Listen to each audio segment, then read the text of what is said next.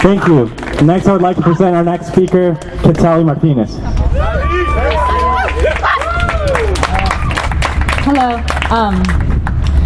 As we've been going through this process, it's just become more and more clear to me that these people that work in this building have no idea what they're doing, and they're just resorting to these, petty, threatening tactics that really have no basis in reality. Because as Halston said, they gave us these charges for over $8,000, and time and again we've asked for itemized lists, receipts, something telling us, like, what are we paying for, like, what did we do?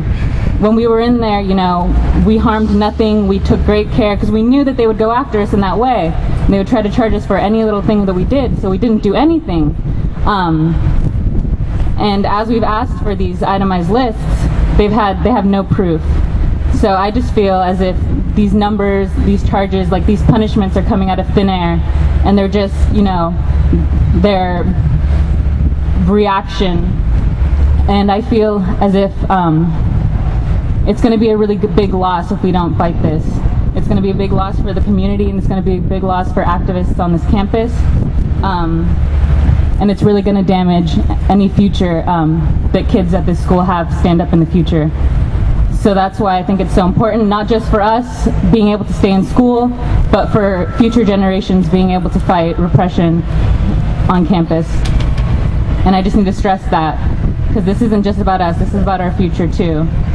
Because if kids try to stand up in the future, they're going to look back on this and say, look at all those kids, they all got expelled, or they all had to pay this ridiculous fine. And I just want things to, grow from here instead of stop here. Thank you. And now we're going to present the next speaker, another one of the student occupiers, Greg Jacobs. Hey, how's it going, everybody? So, we occupied because while we spend $150 million an hour on the war, while we appointed administrators to dole out $8 trillion in bailout money, and while our own university wastes $93 million on a recreation center, our school is being closed before our eyes. 401 lecturers were laid off last fall. The union painters were fired and replaced with more expensive independent contractors. And half the majors offered here are impossible to get. Occupations used to be called sit-down strikes when they were successfully carried out by United Auto Workers before the fascist Taft-Hartley Amendment made it illegal for unions to fight the bosses with such tactics. And in our frustration with symbolic pleas for mercy, we decided to occupy. I don't have enough money to drive to Sacramento, let alone fund political campaigns or hire lobbyists, but I do spend hours a day at this university with 30,000 people who are facing the same problems as me. So by uniting and sitting down on strike in our building, we actually challenged the property relations that legitimize these cuts, and we revealed that behind every fee increase is a line of riot police. Schwarzenegger may have allocated 300 or 800 million back to the universities because of these sit-down strikes, demonstrating their effectiveness, but where does that money come from? It's cut from other sectors of the working class, not the owners. The multinationals who pay less than 1% in taxes in California. The oil companies who pay nothing on the oil they drill here and hire lawyers to overturn taxes like what happened in Richmond. Half the companies in the state only pay the $800 minimum in state income taxes, and you're not allowed to know which ones they are. So we're being repressed because we took bold action to actually call out these things in our demands and to actually shut down business as usual in protest. The only student who requested a formal hearing is being effectively expelled. I mean, after a year of suspension, how are you going to get back into the university with the budget cuts and the discipline on your record?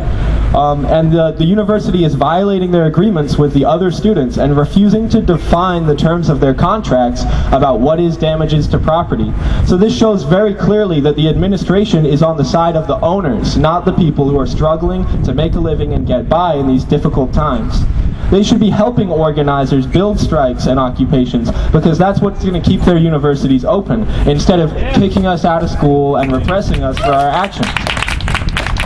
But what do they really do? I mean, right now, you know, they shut out all the Democratic input on this rec center. They're raising our fees to build a $90 million building, and when we tried to go have input in the process, we were locked out of their meetings. They rescheduled their meetings for different times, and it just makes you wonder, like, which guys on the SFSU Corporation are buddy-buddy with the owners of this construction company, you know? Is the administration more interested in funneling tax dollars to corporations who do construction, or are they interested in our students? Obviously not, because next semester, what's going on here? My teacher got an email today saying 3,000 students are going to be kicked out of school, of this school, next semester because their GPAs are not high enough.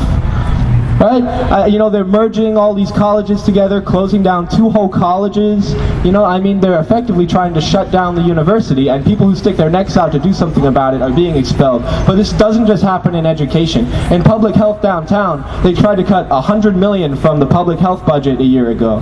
And there was a nurse at SF General, been working there 30 years, a hard-working man, who was, you know, horrified by what he saw, and he was going to testify with the union at arbitration in the same kind of, dealing with the same kind of administrators that we're dealing with here at SF State. And 2 days before his testimony about how the city's violating their agreements for nurse staffing ratios, the administrators brought him up on charges without any written evidence for diverting medication months before, and they threatened his pension, they threatened his license unless he would, you know, resign, and all this, just the same kind of shady proceedings we're dealing with here with the administrative branch of government, which is nowhere in the Constitution and makes its own rules and adjudicates them with no due process. I mean, what is that? It's a dictatorship, you know? And so I'm disgusted when I come back to this university and I see the same kind of repression here that people are facing in the hospitals downtown and at the other universities, like in San Diego, where a professor organized a virtual sit-in, not even like a real like strike or shut down anything, just a virtual sit-in, and he's brought up on criminal charges, losing his tenure. He's a tenured professor, you know, and the occupiers at other schools are facing the same kind of repression.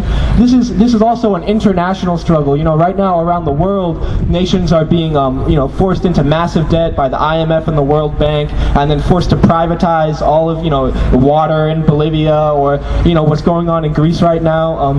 And people around the world are standing up to do something about this, so we really need to unite with people, working people all around this country and all around the world, and not get played against each other, not fight each other, you know? Because that's what they're always trying to do, like with this law in Arizona. They're just trying to say, oh, you know, poor working class white people fight the poor working class Latino people, and nobody realizes who got away with all the money, you know? And I've had enough of that, because we're all on the same page here. And yeah, I just want to appreciate all you guys coming out here today, and we're going to say no to this political repression on our campus, no to political repression around the world, and let's unite, because we do the work.